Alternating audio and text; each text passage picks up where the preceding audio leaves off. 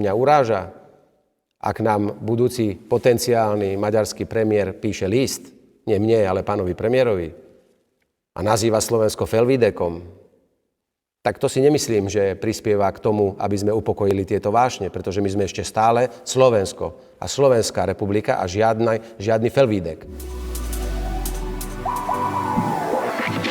Slovo Felvidek. Pre niekoho historický pojem, pre iných červená vlajka. V maďarčine znamená Felvidek horná zem, označenie územia dnešného Slovenska v časoch Rakúsko-Uhorska. Problém nastáva vtedy, keď sa historický pojem používa v súčasnej politike.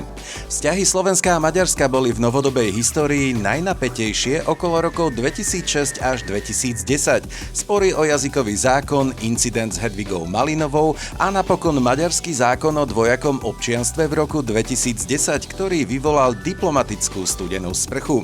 Dnes sa k moci v Maďarsku derie nový politický hráč Péter Maďar a staré pojmy z minulosti zrazu znejú príliš aktuálne. Peter Pellegrini hovorí jasne, Slovensko nie je Felvidek. A možno by stálo za to pripomenúť, že v 21. storočí sa hranice nemenia slovami, ale niektoré slová stále dokážu meniť náladu.